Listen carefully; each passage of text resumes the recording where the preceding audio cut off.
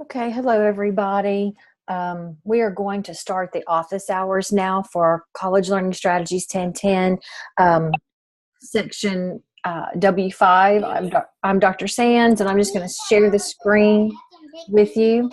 You might want to mute your sound. I'll do that for you. There you go. And that way, if you have a question, you just click unmute, and you should be good to go on that as well.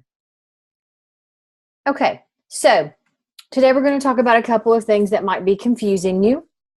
So let me just go ahead. I'm logged into Momentum right here, and I'm going to log into what I see as an instructor.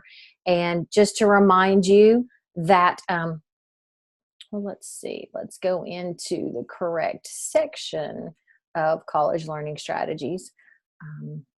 So I'm looking for W05. There we go.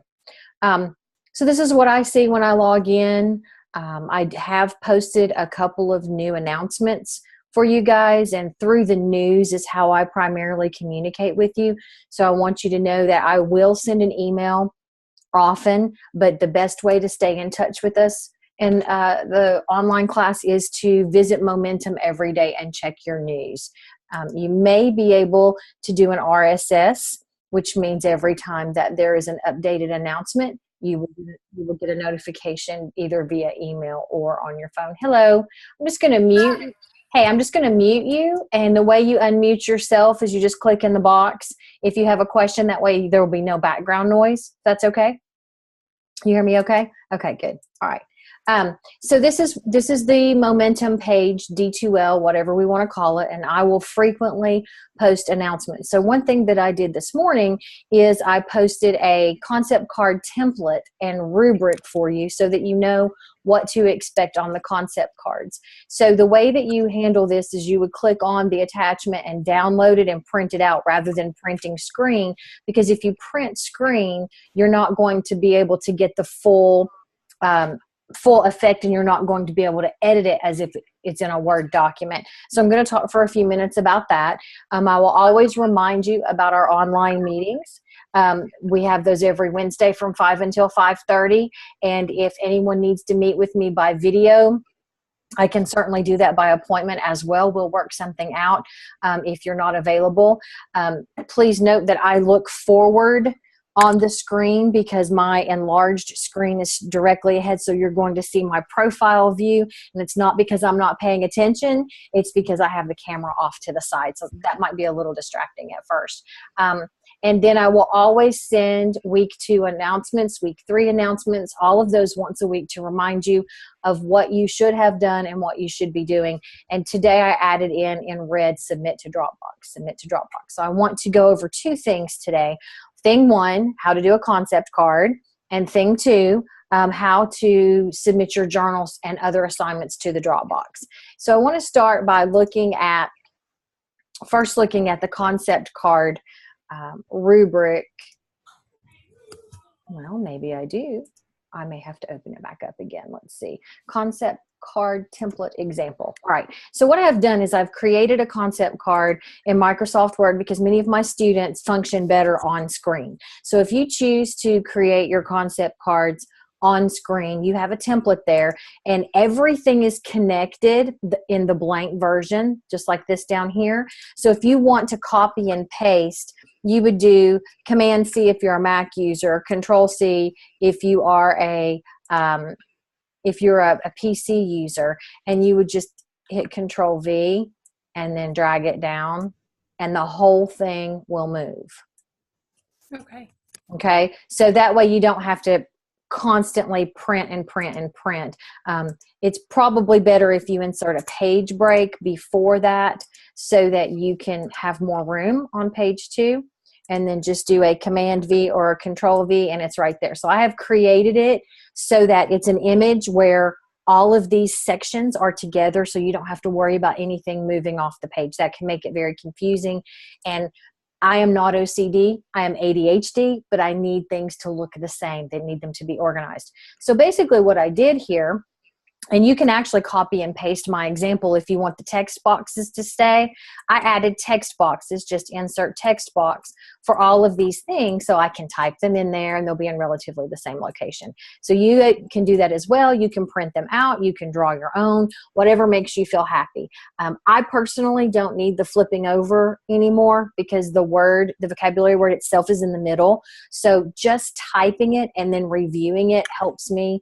But in reality, if you did it by hand, you would print them out and you would write the word on the back. That's a little more complicated if you do it in Microsoft Word, but it's up to you. So because I have taught learning strategies for a very long time outside of our own state, I clarify for my students what I want to go in the boxes. I think sometimes we have a difficult time understanding what will fit in the box. So in the upper left box, I always have my students define in own words. And then the upper right-hand box list characteristics, features, synonyms, or antonyms.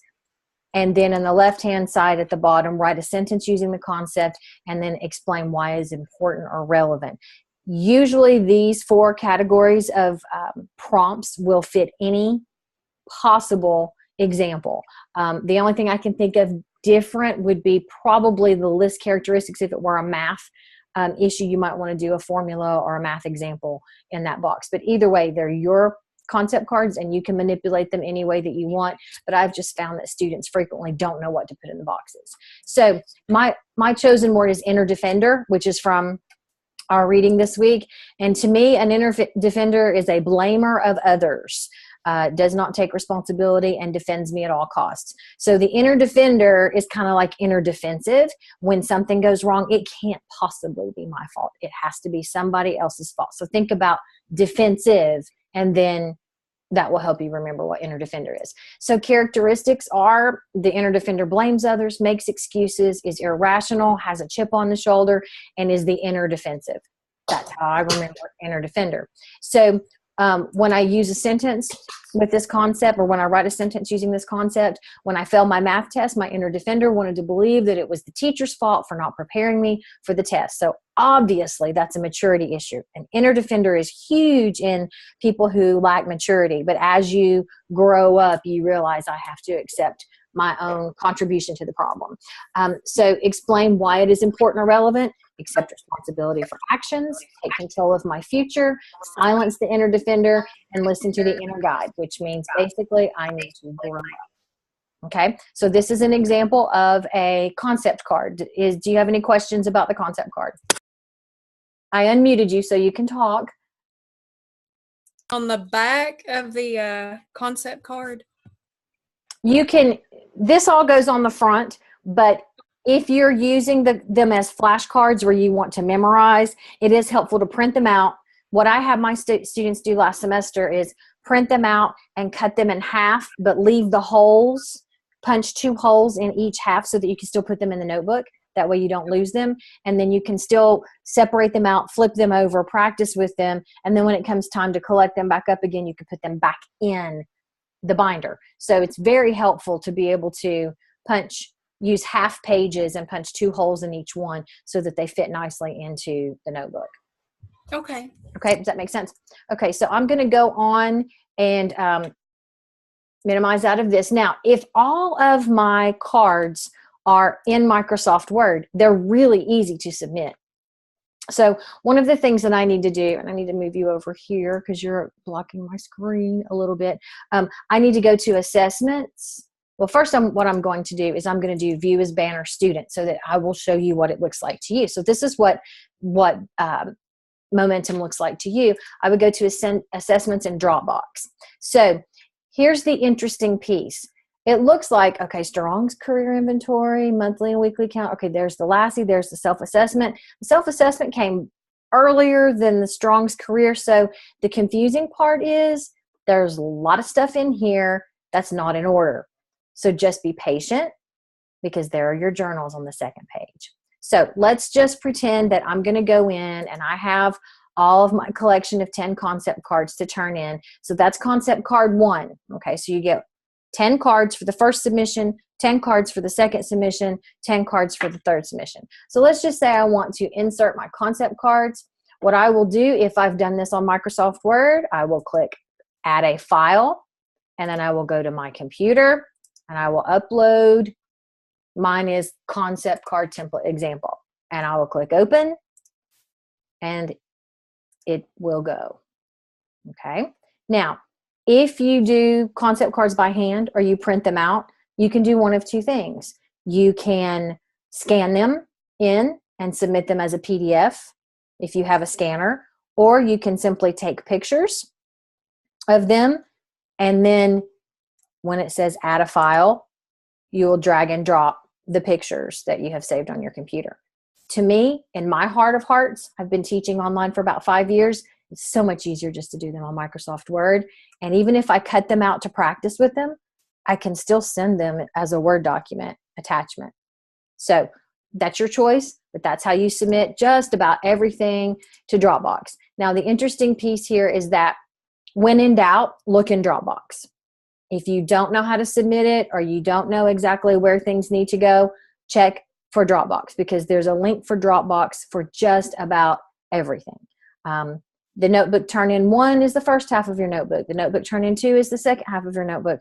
The thing is if I already have those things turned into Dropbox, you don't have to repeat them. Only send me the things that I don't have. So that is kind of like a quick down and dirty introduction to Dropbox. Does that make sense?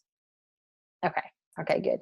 For some reason, I don't have your name on my screen, and usually it will tell me your name. Maybe you didn't give your name. So I'm sorry, I don't know who you are. Samantha Hawk. Okay. Nice to meet you, Samantha. So far, is this helpful to you? It is. Okay, good.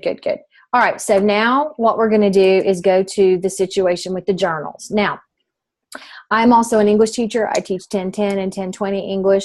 I also teach at the university level for graduate students. And the sooner that you get accustomed to MLA format, the better you will be. So if you're using Microsoft Word to do your journals, I will not count points off for you if it's not an MLA format. But I encourage you to use MLA format, and it's really simple.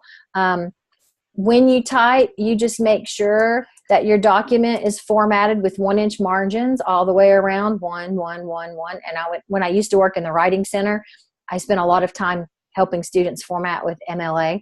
And then you want to insert a page number at the top. So you just do insert, page number, and you make sure it's at the top right. So you click top right and you hit OK, and then you tab in front of it and type your last name. And then your last name and the page number will be on every page forever and ever. And then on the first line of text, what you want to make sure you do is you want to make sure you double space. The way you double space is you click here and you click 2. And you may have a different version of Microsoft Word because I'm on a Mac. But if you do that, every single paper you write from now on and you turn in will be in MLA format. It just looks pretty. It just looks clean. So the first line is your name. The second line is the class title. Most instructors want you to put their name on the third line. And I'm not picky about that because I'm the only college learning strategies instructor you will have. And the date is always formatted day, month, year. It's awkward, but that's MLA. And then you always have a title centered next. So this is all double spaced. So you're not hitting enter twice. It's automatically spacing it for you. So with the journal for today, which is on page 69, in this activity, you will practice disputing the judgments of your inner critic and your inner defender. As you become more skilled at seeing yourself, other people, and the world more objectively and without distracting judgments, your self-esteem will thrive. Okay, you'll grow up. So here's what I always do. I just take the situation and I turn it into my answer. My situation, I earned a 65 on my first college algebra test. It says, what does your inner critic say? Well, I just put it into a sentence. My inner critic says that I bombed the math test because, 1, I've never been good at math, so get over it. 2, college isn't meant to be easy, move on. And 3, I am not a math major, so be satisfied with a D. So then it says, go back and enter in what your inner guide would say, which the inner guide is the more mature part of you that says, okay, let's look at this from the big picture. Let's be grown up about it. My inner guide says, I won't get any better at math unless I do something about it. I need to attend class, take better notes, and focus on the right things. The next one, I can do hard things. I've overcome challenges before. I'm going to manage my time by scheduling study time with a buddy. So basically, this is self-talk where that instant reaction of an inner critic or an inner defender makes you feel terrible about yourself, that you're never going to succeed, or blames other people. Those are two destructive inner beings in our mind. And so part of this class is to develop a realistic, more mature perspective on your learning and to take responsibility. So let's just say that I have saved this document, and I'm going to minimize out of it. And I'm like, okay, they said we need to turn them in a Dropbox, so I need to try to find Dropbox. Okay, I'm on page 2. Okay, there's journal 3, 7, 11, 12. This is really frustrating to me as an instructor because I like to start at the beginning and go to the end, and skipping all of these journals is exhausting. But trust me, last semester they had 8 journals. So at least we only have 4 now. So if I want to turn in journal 7, I click on the link in Dropbox. And it says submit assignment. I click on add a file. And because I typed it all up on Microsoft Word, I can upload it from my computer. Sans Journal 7. It's always nice to have your name and part of the title so that if something gets misplaced, I can find it more easily. And click open, and it shows up down here, and you click add. Now, same thing, if you've handwritten your journal entries, that's perfectly fine. A lot of people process by writing in handwriting rather than using Microsoft Word. You scan it or you take a picture of it and you upload the picture. And then you click submit, and it gives me a notification that I have an assignment that I need to check. So I hope that this helps you with journals, and I hope that this helps you with Dropbox, because I think I've had more questions about Dropbox this week than anything else. So I want you to be able to function in momentum. So I'm going to unmute. Anybody who needs to ask me a question can unmute. And so now I think I've taken care of journals, concept cards, and also I have taken care of Dropbox. Do you all have any questions? The Be Safe sexual harassment, is that open yet, or It is not, and it is not going to be. So I think it was a subscription, and the subscription expired. So that's no longer a requirement. Okay. Okay. And I think there's someone else who just isn't showing up on video. Okay. All right. So you don't have any other questions? Do you have any questions about the service learning project? I think the Ashley that's on here with us had a question in the chat box. Oh, let me see. Let me open chat. Okay. What words are we using for our concept cards? Okay, Ashley, if you unmute yourself, you can speak if you don't want to speak on camera or on recording. Oh, your video isn't working. Okay. The words that we use for concept cards are vocabulary words from our class or any other class that you are currently taking. They will be used to study vocabulary and prepare for quizzes and tests. So they're actual learning tools that you will use. And it doesn't matter if it's college algebra or anatomy and physiology, or if you use the vocabulary from this class. That's completely up to you. So I'm going to ask you if I answered your question. Okay, awesome. Thank you. See, that's perfect. Now, I wanted to ask, can everybody see the group chat if it's on my screen? Since I have screen share, are you able to see it? Yes. Okay. All right. I want to make sure that if there's a private question, I'm not on share screen. Okay. Now, any other questions about anything? The course is not hard, but it's a lot of little teeny tiny things that you're doing to build a rhythm. And if you have gotten your syllabi and your planner, and if you list when every assignment is due, what I would do is I would say, okay, college learning strategies, I'm going to use green. I'm going to put all my due dates in green. Journal, learning strategy, concept cards, quiz. I'm going to put all of that in my calendar. And then I'm going to get blue for English 1010. And I'm going to put all my due dates so that as I look through my calendar and I look ahead, when I see I have something due in a few days, I go ahead and do it rather than waiting until that very last minute, because it's obvious in your journals and it's obvious in all of your work if you wait until the last minute. So when I grade the planner, I am going to look at how you're using it, not what's in it, but how are you using it to your advantage so that you can see where you can maximize time and make a more effective use of your time. So you're not required to color code by any stretch, but it is certainly a great way to keep you organized. I also write in pencil a lot. If there's something that I know is going to change, I write in pencil. So it's completely up to you how you do that, but the sooner you get that calendar started and start keeping a planner, I think the better everything will kind of fall into place. Now, for anybody who didn't get things turned in week 1 because of delayed textbooks or delayed financial aid or anything like that, I'm not giving any penalties this week. As long as I get it by the end of week 2, everything from week 1 and everything from week 2, everything will be counted on time. Okay? All right. Any more questions? I'm going to check and see if I have a chat. Nope, no chat. Okay. Feel free to email me if you have any questions, if there's anything that you need, if you have an emergency. I'm always available via text also. Question. Yay. No questions, she said. All right. Thanks, Ashley. All right. So you guys have a great week. Take care. And I'm going to end the meeting, and I will post this on YouTube so that you guys can look at it again, or people who weren't present can look at it also. Okay. Thank you. Right. Thank you so much. Bye. Bye. I just had a meeting with my teacher.